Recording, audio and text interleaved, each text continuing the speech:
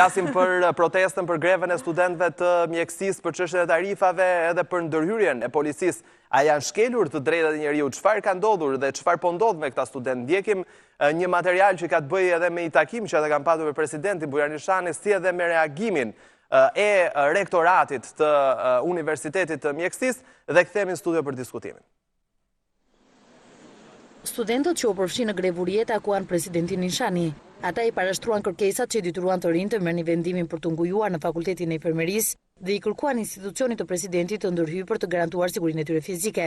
Takimi zgjati më shumë se një orë dhe studentët thanë se presidenti do t'i kërkojë prokurorit Llalla hetim të rasteve të dhunës. Studentët paralajmëruan sërish të bojkot ose grevurie. Kauza jonë nis me barazit na trajton në mënyrë barabartë me studentët e tjerë dhe uni tarifat. Presidenti na premtoi që ai do të marrë një përgjegjësi për këtë, tha që do të lajmërojë organet kompetente për këtë, gjithashtu tha që do të komunikojë me prokurorinë dhe me prokurorin e përgjithshëm. Gjithashtu na premtoi që sa herë që ne të kemi nevojë të drejtohemi këtij institucioni.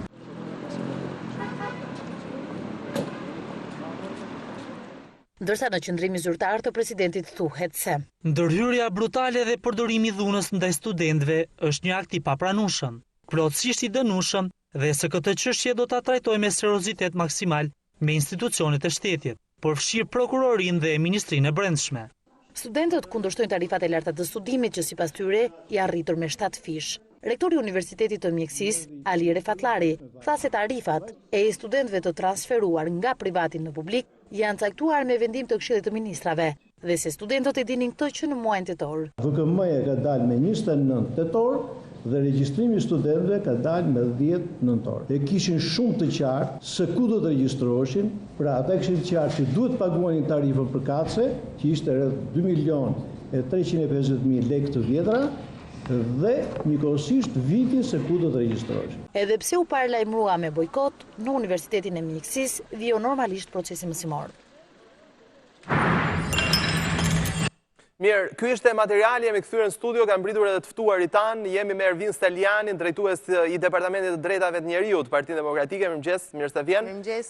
Edhe me Bestian Peshën nga Nisma Thuri, aktivist i shoqërisë civile dhe i pranishëm në takimin e fundit me Presidentin e Republikës, por i pranishëm në gjithë këtë lëvizje, në gjithë këtë protestë të studentëve. Mirëmëngjes Besi, mirë se vjen. E nisim pikërisht me ty duke qenë se ishe dhe i pranishëm në takimin e dieshëm me Presidentin e Republikës, çfarë ka bërë përshtypje dhe çfarë keni biseduar konkretisht me Presidentin dje?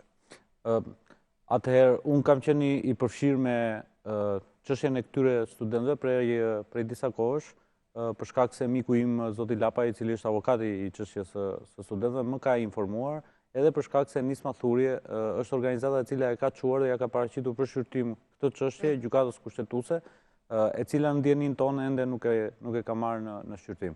Dhe në këtë cilësi dje isha i pranishëm edhe në takimin që zoti president organizoi mbas thirrjes që i bën studentët për një takim, thirrje e cila ishte motivuar mbas ngjarjeve të fundit ku policia ndërhyri me dhunë dhe me dhunë prishi grevën e urisë të studentëve, dhunoi fizikisht edhe psikologjikisht ata, duke sjell për shkak ndërprerjen e saj. Dhe zoti president dje ka qenë shumë i qartë në mbështetjen e tij pikë së pari duke ofruar garanci fizike dhe juridike, sepse kjo ishte kërkesa e parë e studentëve. Ata ndiheshin të cënuar dhe të pasigurt, le të themi, përballë kësaj situate. Sepse ka patur një kërcënim të vazhdueshëm nga ana e forcave të policisë gjatë marrjes tyre në pyetje, sikur të ishin kriminal, se ata do të procedoheshin penalisht dhe disa prej tyre do të vuanin dënime nga 3 deri në 7 vite burg për atë gjëm që i kishin bërë shtetit shqiptar, sepse kishin guxuar që të protestonin. U mor kjo garanci nga ana e presidentit. Gjithashtu, presidenti ishte shumë i qartë për thelbin e çështjes dhe më ka impresionuar pozitivisht për sa i përket mënyrës se si ai artikuloi i qartë dhe po qartësisht mbështeti kërkesat e studentëve duke i cilësuar ato si të drejta. Me të drejtë në takim u nënvizua fakti që shteti në Republikën e Shqipërisë dhe në çdo republikë tjetër normale nuk bën favore. Pra shteti nuk mund të sillet si një padrinjo i cili i favorizon ca dhe ca të tjerë i penalizon. Shteti respekton ligjin, respekton kushtetutën, respekton konventat ndërkombëtare dhe në rastin konkret atë të drejtave të njeriut, dhe ky është roli themeltar i shtetit. Çfarë kërkojnë bes konkretisht studentët? Flitet për tarifa, ka kërkesa tjera dhe çështjes tarifave? Dhe në rastin konkret, çështja është shumë e thjeshtë. Ka vetëm një kërkesë tek kërkesa e studentëve, e cila është thelbësore, parësore dhe kryesore, dhe është kërkesa për heqjen e tarifave diskriminuese që këtyre studentëve u janë ngarkuar pa të drejtë nga vendimi i Këshillit të Ministrave, i cili sankcionon transferimin e tyre nga universitetet private të mbyllura drejt universiteteve publike, por në pikën 3 të këtij vendimi tarifat janë 7 herë më të larta, pra deri në 7 herë më të larta se sa studentët të cilët studiojnë sot në të njëjtën bankë, në të njëjtën klasë, marrin të njëjtat leksione, jetojnë në të njëjtat. Edhe një pyetje tjetër përpara se të kalojmë flasim për pjesën e shkeljes dhe cënimit të drejtave të njeriut me Ervinin. Pse u kujtuan pikërisht tani këta studentë? Edhe deklarata e bërë nga rektorati ditën e djeshme që tarifat janë bërë të qarta dhe të njohura që në tetor. Pse pikërisht tani në fund të shkurtit, fillim të marsit? Falë zotit, kemi internet, ju ftoj të bëni një Google thjesht, ju dhe ata që na ndjekin, dhe do të shikoni që studentët kanë bërë me 10 protesta. Kjo është një çështje që ka nisur prej fillimit. Ata kanë qenë të organizuar qysh në ditën e parë që janë vënë në dijeni të vendimit të Këshillit të Ministrave dhe këtyre tarifave diskriminuese.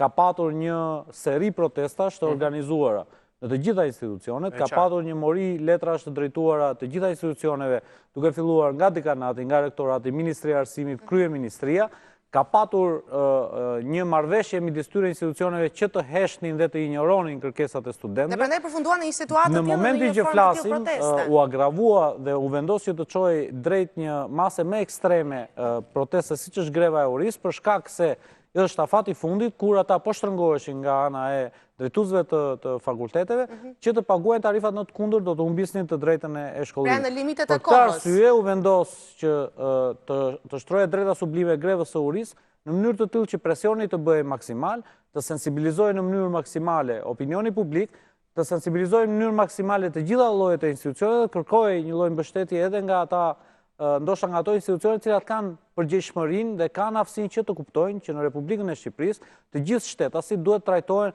në mënyrë të barabartë. Nuk mund t'i thuash qytetarëve dhe qeveria nuk mund t'u thotë qytetarëve që shiko, unë po ju bëj favore, juve dhe ju të tjerëve nuk ju bëj se ju nuk e meritoni. Me këtë trajtimin e shtetasve në mënyrë të barabartë ja kalove topin departamentit të drejtave të njeriut në Partinë Demokratike. Ervin, çfarë është shkelur konkretisht, çfarë konstatuat ju se është shkelur? Përveç faktit të dhunës policore, sigurisht që është edhe pjesa... Unë jam lajmëruar nga studentët cilët kanë qenë pjesë e grevës. Ditën e parë në mëngjes, ose ditën e dytë në mëngjes të zhvillimit të grevës tyre të URIs. Siç e tha edhe Besi, ata kanë arritur në këtë konkluzion për të hyrë në një grevë urie për të sakrifikuar dhe sublimuar veten e tyre për të arritur një drejtë, pasi nuk janë dëgjuar më parë nga institucionet shtetërore dhe qeveritare. Thelbi i kërkesës tyre është trajtimi i barabartë para ligjit.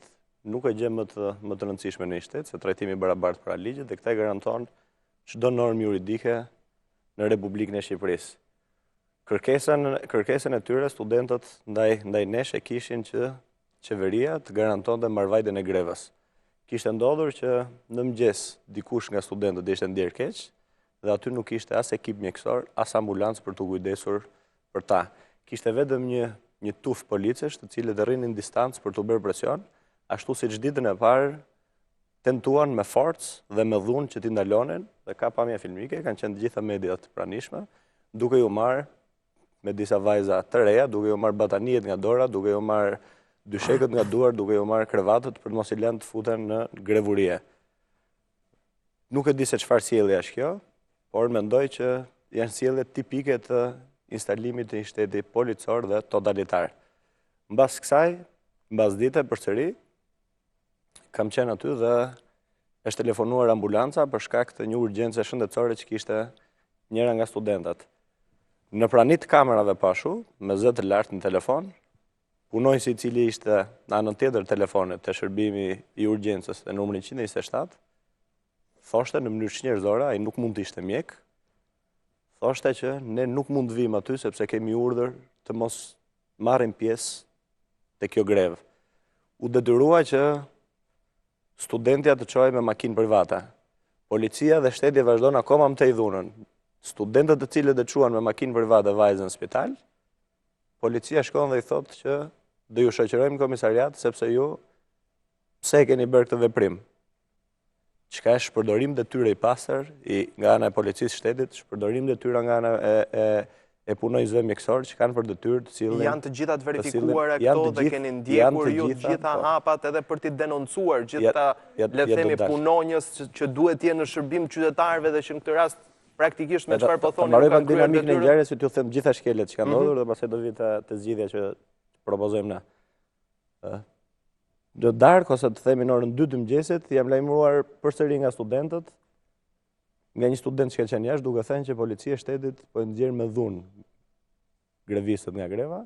Kam shkuar në ambientet kur zhvilloi greva e URIs, si njeri i cili, siç e thash, kam kërkuar edhe ndryrjen e avokatit të popullit paradite për ndryrë pranë institucioneve shtetërore, kërkonin që qeveria të siguronte mbarvajtjen e grevës. Nuk ka kërkesë më normale apo ja.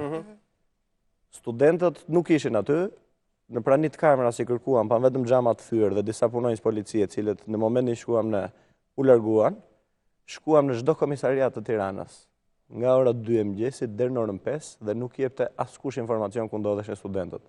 Shkuam te drejtoria e policisë Tiranës dhe i kërkuam informacion që a dini gjë ku ndodhen këta studentë, dhe kanë thënë që ne nuk kemi asnjë informacion çfarë bëhet. Në këtë moment kam denoncuar, i kam thënë dakord, i kam dhënë emrin dhe kam thënë si qytetar që kam detyrim të denoncoj një krim, po ju them që ju denoncoj rrëmbim personi, jo dhe një personi, po të 32, kështu që vi unë në lëvizje. Këto janë gjitha të regjistruara, është regjistruar dhe telefonata me sallën operative me numrin 129, ku jepnin të njëjtën përgjigje që ne nuk e dim, dhe ne të shpërndar kam gjetur edhe Besen aty, kam gjetur edhe avokatin e studentëve, të cilët kërkonin edhe familjar të studentëve, të cilët në natë atyre qanin para dyerve të komisariatet, se ku ndodheshen kryesisht vajzat. Pra një censur, jo vetëm në shërbim, por edhe në dhënien e informacionit. Edhe në dhënien e informacionit, çka është një gjë skandaloze dhe që nuk mund të ndodhë në një shtet normal. Kanë shkelur çdo normë dhe çdo akt ligjor që ekziston për të mbrojtur individin në Republikën e Shqipërisë. E qartë, do ta vazhdojmë këtë bisedë një shkputje shumë të shkurtër publicitare. Falënderimi për sponsorët tanë, rikthehemi për të folur për protestën, për greven e studentëve të mjekësisë. Jemi kthyer për argumentet përmbyllëse, megjithëse është një çështje që ha debate dhe të vazhdoj të jetë në qendër të vëmendjes, edhe pse në një farë mënyre dije është kaluar në plan të dytë për zhvillimet që ndodhen që i dim të gjithë, për cilat do të flasim pas pak për jashtimin e deputetit Tom Doshi nga Partia Socialiste. Kthehemi me drejtuesin e Departamentit të Drejtave të Njeriut Partinë Demokratike, argumentet përmbyllëse vijnë, çfarë do të bëhet, si do ta ndiqni tashmë ju këtë çështje. Sot ne kemi përgatitur gjithë këtë, themi, në mënyrë të përmbledhur gjithë dinamikën e ngjarjes, po i bashkangjitim dëshmitë e studentëve, të cilët i gjetëm në komisariata, të cilët dëshmuan për dhunën që kishte ushtruar policia e shtetit dhe qeveria, dëshmuan, të themi, në bluzat e tyre kishte shenja dhune, kishte gjak, kishte shenja të dukshme në trup të dhunës ushtruar nga policia e shtetit. Kemi mbledhur gjithë këto që sapo ja u thash pak më parë dhe sot Partia Demokratike do të depozitoj në Prokurorinë e Tiranës një kallëzim penal për shpërdorim detyre për drejtorin e policisë Tiranës, për gjithë drejtuesit të cilët janë identifikuar nga ana e studentëve si dhunues të tyre, dhe për gjithë punonjësit e policisë shtetit të cilët kanë marrë pjesë në këtë akt barbar. Duhet të themi që as Ramiz Alia nuk ka tentuar të nxjerrë me dhunë, nuk e ka tentuar, jo me ta përvojë, që të nxjerrë me dhunë studentët grevistë. Ka një justifikim i cili është qesharak që studentët grevistë nuk kanë marrë leje, po pse Nikon Ramiz Alis kanë marrë leje individualisht. Secili mund është sankcionuar me ligj dhe nuk e nevojë të marrësh leje sepse për të futur në grevë mjafton që të lajmërosh. Policinë është një drejtë e garantuar, e drejta për të bërë një grevë. Secili kanë cënuar të drejtën e organizimit dhe të drejtën e protestës. Secili në momentin kur shikon që nga ana e institucioneve qeveritare ose shtetërore nuk ka një reagim për problematikën që ata shfaqin, ka të drejtë të protestojë në mënyrë të ligjshme për një kauzë të cilën ata e mendojnë se është e drejtë. Greva e URIs është akti më ekstrem i protestës, për të cilën qytetarët duan të ndërgjegjësojnë qeverinë. Ju nuk po na dëgjoni, ne po sakrifikojmë veten tonë, jemi të gatshëm edhe të vdesim, se jo është me risk. Greva e URIs është një drejtë individuale e cila është një drejtë individuale e cila nuk mund të kufizohet nga ana e qeverisë. Me asnjë akt. Duhet të themi edhe një gjë tjetër, që nga ana e qeverisë, nga ana e këtij kryeministri që është sot, në mënyrë të paligjshme, duke bllokuar edhe akset kryesore në të të Tiranës, në mes të bulevardit, ka bërë një grevë duke futur deputetët dhe militantët e vetë. Jo, për ta marrë për krahasim, për analogji, askush nuk i ka penguar, askush nuk i ka prekur, apo jo? E qartë. Se është dëshmuar, madje ju është thënë që mund të protestoni në cilin ambient të done. Duke u lejuar kjo lloj hapësire. Cili është roli i Ministrisë së Arsimit këtu në gjithë këtë çështje? Si duhet kishte reaguar Ministria e Arsimit? Në radhë parë, unë dua të theksoj që Ministria e Arsimit është treguar, është sjellë si një institucion politik, jo si një në kuptimin e partisë politike, duke mohuar në vazhdimsi këtë problem, duke trajtuar si një problem elektoral, sepse gjatë gjithë kohës logjika e Ministrisë së Arsimit është një kalkulim matematik, që thotë që shiko se këta nuk janë as 100.000, as 200.000, këta janë vetëm 5.800, duke qenë që janë 5.800, i llogarisin si 5.800 vota, dhe duke qenë që ka vota me shumicë sot, atëherë këto vota ne edhe mund t'i humbasim. Problemin, dhe ky është problemi, një sekond, ky është problemi kryesor që ne kemi me këtë logjik që ka përdorur Ministria e Arsimit gjatë gjithë kohës, edhe dje kam ndjekur zotin Mazniku në një debat që ka patur në linjë telefonike me përfaqësuesit e studentëve, ku përsëri ishte e njëjta logjik. Këta janë kaq, ai filloi duke përmendur se sa janë, sa njerëz janë që po kërkojnë këtë, dhe duke qenë që janë pak nuk kanë të drejtë të flasin. Ndërkohë që nëse e drejta, nëse ligji shkelet qoftë edhe për një person në Republikën e Shqipërisë, kjo duhet që të korrigjohet dhe duhet që absolutisht Ministria të bëj pas dhe të reflektojë. Jo më për 5.800 studentë, të cilët janë në të drejtën e tyre, të cilët po trajtohen në mënyrë të diskriminuar edhe duke ju referuar vetë praktikave të Ministrisë së Arsimit, e cilat çdo vit transferon dhe ka transferuar edhe vjet student, edhe si vjet, student nga universitetet private në universitetet publike. Vjet ka transferuar student pikërisht nga universitetet private të cilat ka mbyllur këtë vit, i ka transferuar në universitetet publike me vendim të Këshillit të Ministrave, dhe tarifat që ata paguajnë janë njësoj sa studentët e universitetet publike. Kjo është një procedurë e qartë. Unë kam të njëjtën vërejtje edhe për Partinë Demokratike, e cila këtë çështje nuk duhet që ta shohë si një çështje të përfitimit të saj politik. Mos se na hapet debat. Një sekondë, se nuk kemi më kënd dispozicion. E mirëpresin edhe studentët, e mirëpresin kontributin e Partisë Demokratike për sa i përket anës ligjore, për sa i përket mbështetjes që ata mund t'i japin nëpërmjet deputetëve në parlament, nëpërmjet të gjithë mekanizmave që Partia Demokratike ofron, por ama nuk ka nevojë që të ketë prezencë fizike, që të vinë njerëz aty dhe të përfitojnë tash nga kjo sakrificë sublime që studentët bëjnë. Kjo është shumë e rëndësishme. Mirë.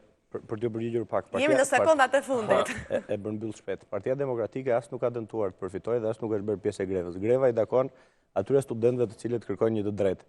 Por Partia Demokratike është opozitë dhe është, të themi, rojtare e interesit publik. Ku shohim që shteti ligjor dhe shteti së drejtës shkelet me të dyja këmbët nga ana e qeverisë. E qartë, ju atëherë ndryhim. Ne atëherë ndryhim, përveç kësaj, ne ndryhim edhe me kërkesë të studentëve të cilët nuk kanë gjetur asnjë derë tjetër të hapur përveç Partisë Demokratike. Ju pretendoni që nuk politizohet, por ju falenderojmë të dyve, nuk kemi më kohë, kemi çështje tjetër goxha të rëndë për të diskutuar në fund, në pjesën e fundit. Faleminderit Besi, faleminderit Ervin për këtë bisedë.